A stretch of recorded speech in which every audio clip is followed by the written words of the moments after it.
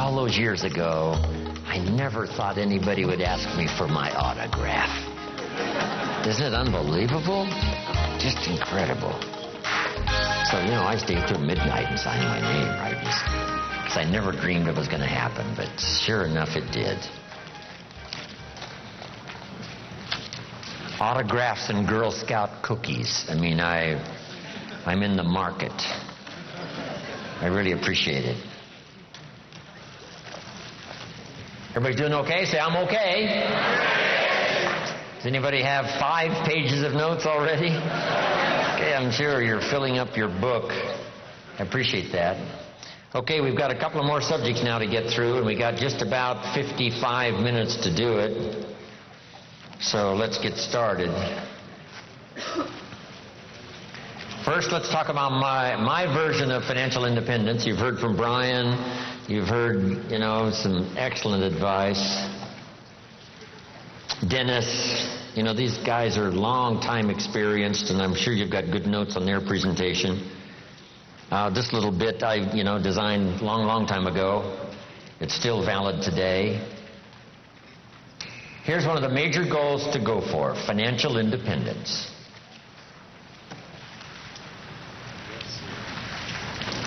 Every American's,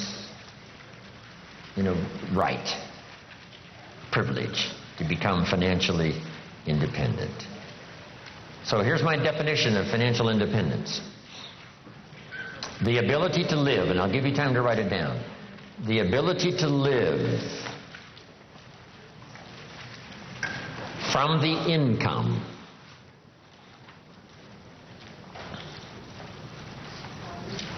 of your personally invested resources. The ability to live from the income of your personally invested resources.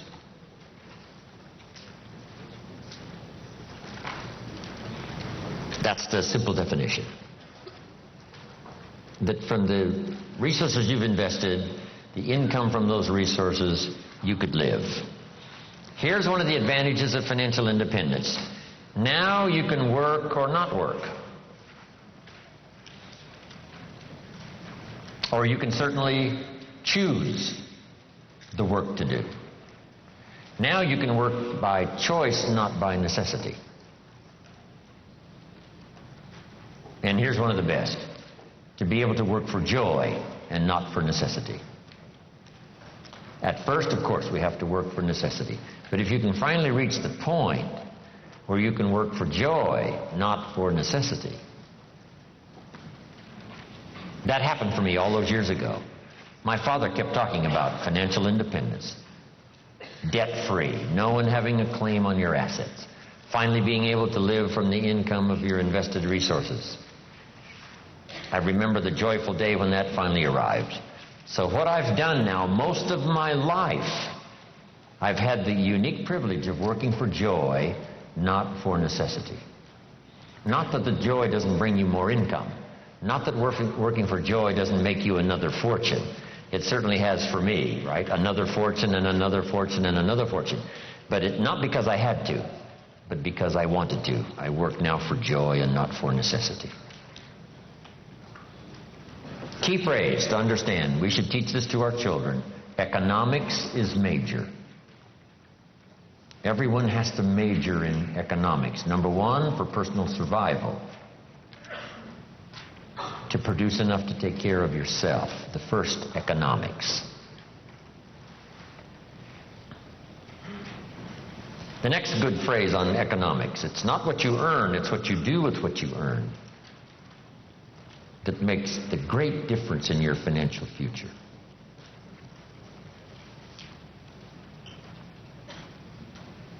All of this is determined by your own philosophy. It's important early, and kids have to have a personal philosophy working even when they go to school. Here's a good definition of your personal philosophy: a guidance system.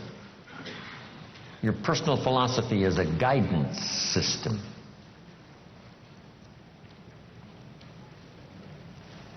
And it does simply two things. Helps you to see the opportunities, take advantage of those. Helps you to see the dangers, minimize those. And as we learn and grow, we learn hopefully early to spot the dangers so they don't overcome us. Hopefully we learn early to see the opportunities and take advantage of those, maximize them if we can. That guidance system is like a sail on a sailboat. The winds are always blowing, favorable winds, unfavorable winds, stormy winds, economic winds, political winds. The wind is always blowing. But to arrive at a predetermined destination, it is not just the blowing of the wind that we have to deal with. Here's the major part, the set of the sail. The set of the sail is what you learn, gathering information from these 3 days. Talking to each other, gathering more information, filling up one journal, then another one. Information. Guidance on how to trim the sail, set the sail. The Sunday morning sermon, the lyrics of a song, the dialogue of the movie. Words put into good structure so that they deliver enlightenment, information, knowledge. And we use that to set sail. And it isn't that you set sail once and then that's it and it's over. It is a continual setting of sail every day, every month, every year. Setting sail economically, trimming the sail. For your good health, you just have to set sail toward the destination you wish to reach, having good health. Then it's easy to neglect. Then it's easy to slide. Here's one of the better phrases. Everything by longevity tends to get off course. Everything by longevity tends to get off course.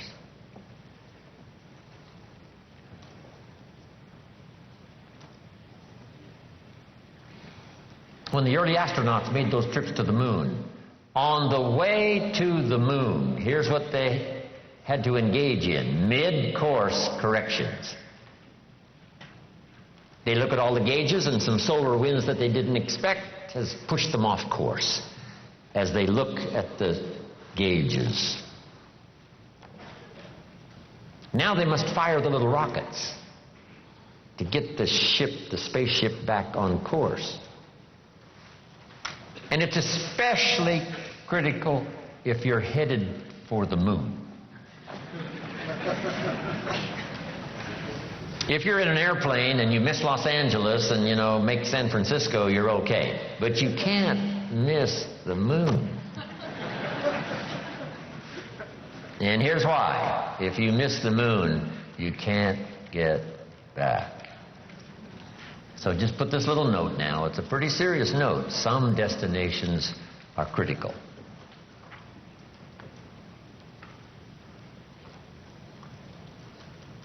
Speaking of going to the moon, we just celebrated that, right? Neil Armstrong and the others. I met Neil Armstrong one time, a little talk he gave. Neil Armstrong, here's what he said in his little talk. Going to the moon was just a matter of solving a couple of problems. I thought, that's a simple way to put it. Problem number one, how to get there. And then you just figure that out, how to get there. Problem number two, what? How to get back. That's problem number two, and you just solve that. Now, he said, it's also critical not to leave until you've solved both problems. I thought that was classic. Wow, speeches and information give us so much to chew on, right? Because you know what I did? Some of my enterprises, I figured out how to get in. I didn't figure out how to get out. And some cost me more than I wanted to pay. Just because I, too quickly figured how to get in, did not figure how to get out. Whether it's a lecture like we've engaged in here, hours and hours and hours, or whether it's a simple sermon, one of the most classic sermons I ever heard originated not far from here in the Crystal Cathedral. I used to do little speeches for the positive thinkers breakfast meetings at the Crystal Cathedral, before it was the Crystal Cathedral. Little sessions they had in the morning, right, where you could attend and hear some speakers. I used to do some of those speeches, 35 years ago, a long time ago. Possibility Thinkers Breakfast is what it was. His son, Schuler Jr., was giving a classic sermon one morning, and I was privileged to hear it. Here was the notes on his sermon. It's very brief, so I'll give it to you. So jot this down. These are great notes. Here was his sermon. Number 1, if you think it's impossible, it isn't.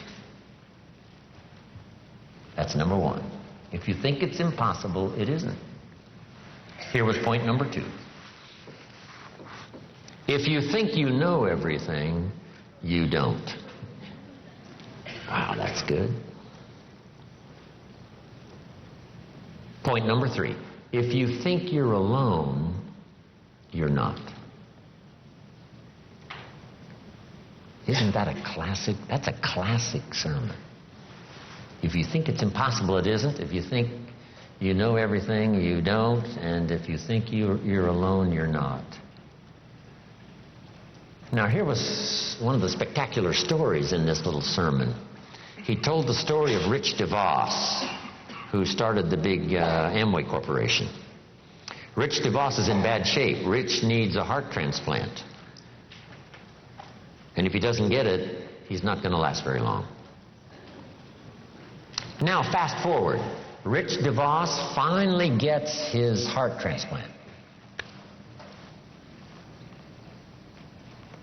And what was spectacular about the story was, after his heart transplant, he has dinner with the lady who gave him her heart.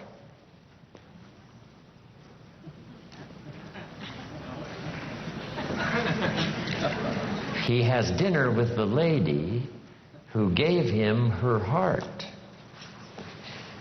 You say what? That's impossible. You couldn't have dinner with the person that gave you their heart. Here's what happened. This lady was desperately ill and needed a lung transplant.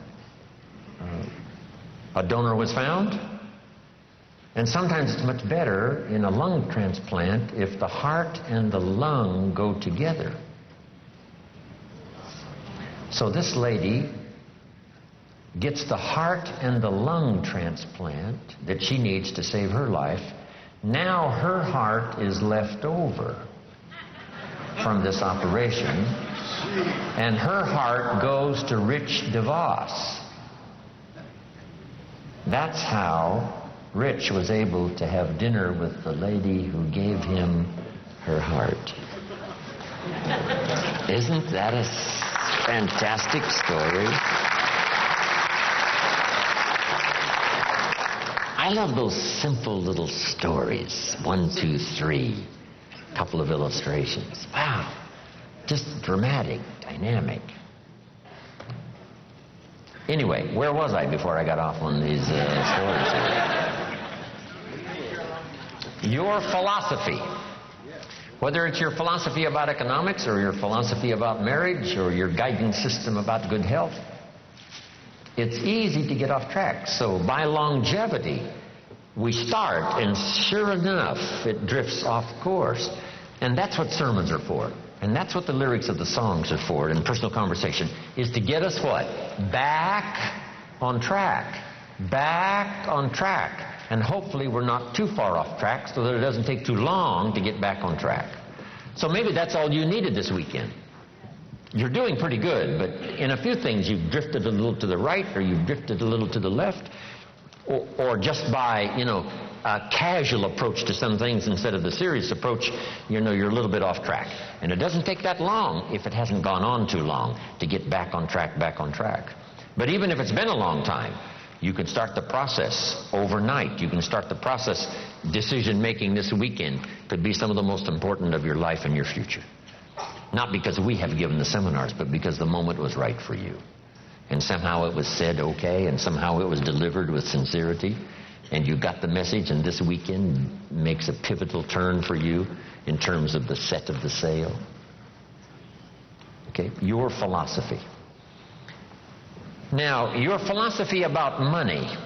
Someone mentioned the other day the love of money.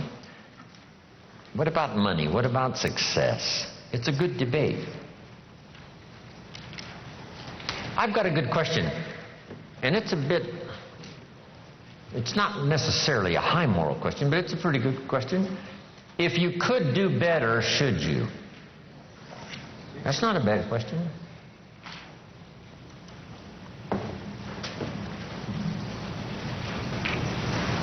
Now, all of us have personal choice, but this is a good question, and a lot of my stuff is up for debate. You know, I don't even claim to be right. If you take all these notes and throw them away and go listen to somebody else, I'll be just as happy. Because, you know, it doesn't matter. As long as you finally, right, get the ideas that make a difference for you and add to the wealth and the structure of your own life systems. That's what's important. Not that I deliver the message that's all important. But piece by piece and speaker by speaker and teacher by teacher and phrase by phrase and book by book, we pick up the information that helps us to fine-tune our life and our future. But this is a good one for your own debate. If you could do better, should you? That's a good one.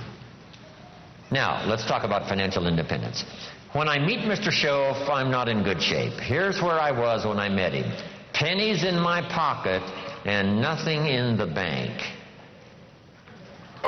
Because the story of the Girl Scout with the cookies had just occurred in my life, and now I meet this man. Here's what he said. Now